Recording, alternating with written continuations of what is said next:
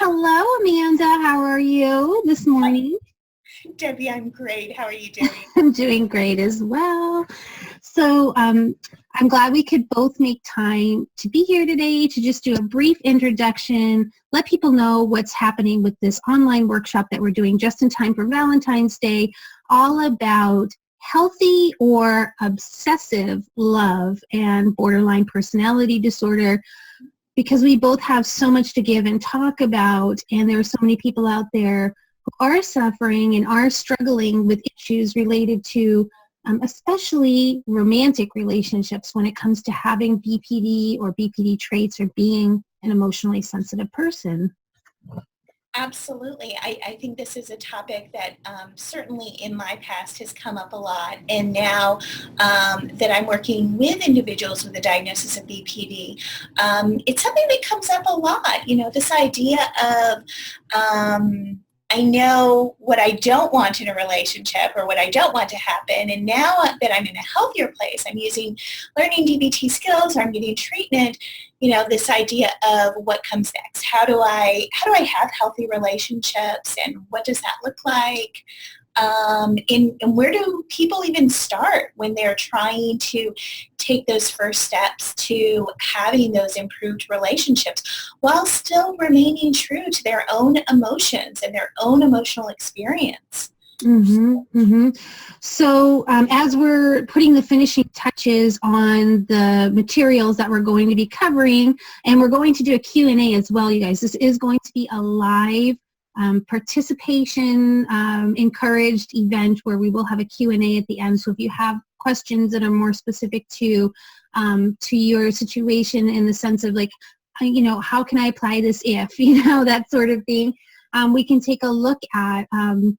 Amanda and I can draw from both our personal experience and Amanda's professional experience, which now might be a good time actually for us to just briefly say who we are, because there may be people coming across this video who have absolutely no clue. Who are you guys and why are you talking about this? So I'll just briefly say, you know, my name is Debbie, and I run emotionallysensitive.com and have founded online DBT classes that are attended by people around the world who want to learn these skills and improve their lives. And what got me to that point was my writing about my personal experience and journey with just years and years of struggling and suffering with borderline personality disorder, and finally getting into the treatment that ultimately helped me to enter into recovery and no longer meet the criteria for BPD, which is a pretty amazing thing because there are not a lot of mental health diagnoses that you can do that with. So I'm in recovery from BPD, and now I teach these skills and I write about them and help and encourage other people.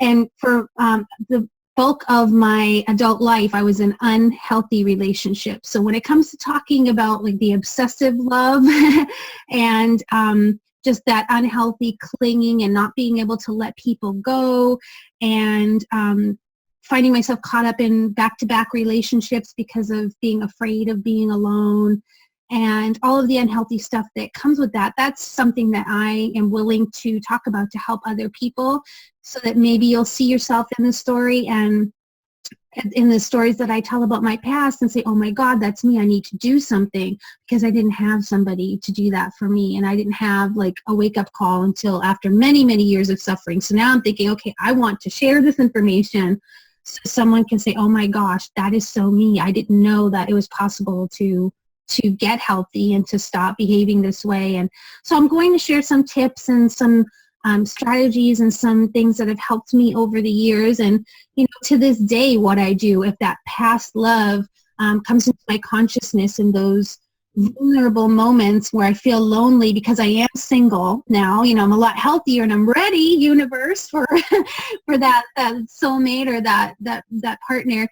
But there are those moments where like someone from 10 years ago will pop into my head who I had that like obsessive connection with. So I'm going to be sharing some tips on how I skillfully deal with that now, as opposed to how I might have dealt with it before, and what you might be struggling with and some behaviors you might be in that you don't necessarily want to keep doing in your life. So that's what I'm bringing.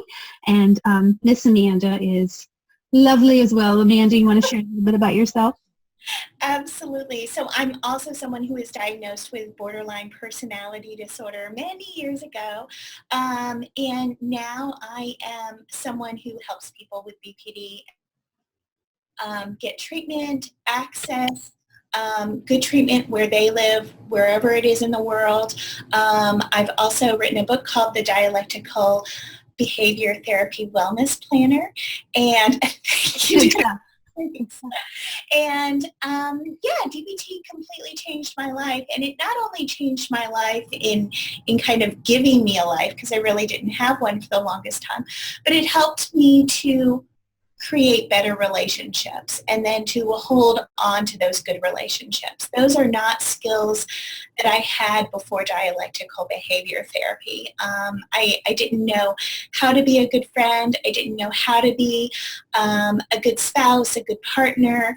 And these are all things that I had to learn and had to learn over an extended period of time. So, so I'm excited about talking about this because I, again, believe with all my heart that people can change and go on to have incredible relationships with other people. And again, not just romantic relationships, but these kinds of skills translate into every area of our lives with friendships, with relationships with coworkers, anyone in our world. And so, yeah, I'm really excited about talking about these things.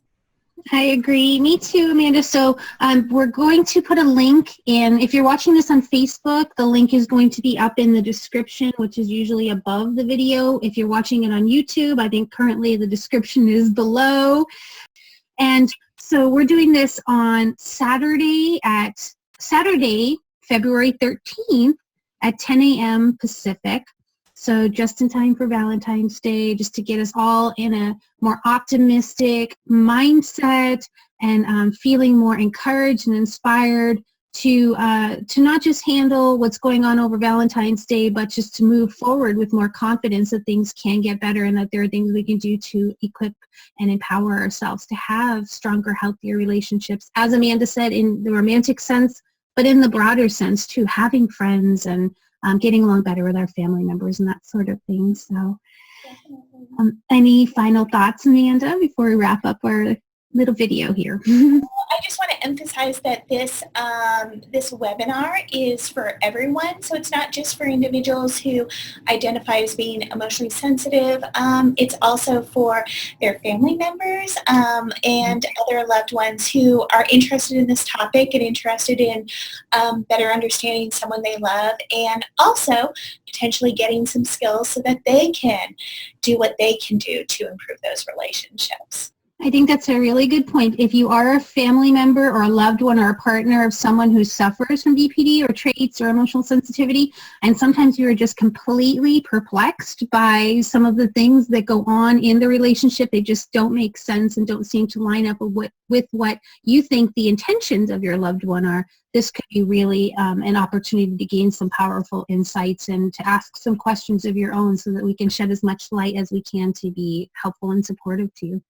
Absolutely, absolutely. Debbie, thank you for joining me in this. I'm very excited to be doing this webinar with you. So thank you for asking me to participate. I know the last one that we did on the truth about recovery from BPD was a pretty big success and I helped a lot of people and their loved ones. So I'm so excited that you invited me to be part of another online workshop with you, Amanda. Yay, excellent. Thank you, Debbie. Thank you. All right, you guys, make sure you click on the link. It's either up here or down here, and go and get signed up so you can join us on Saturday, February 13th at 10 a.m. Pacific for this awesome online workshop, and we will see you there. Bye for now. Bye. Thanks.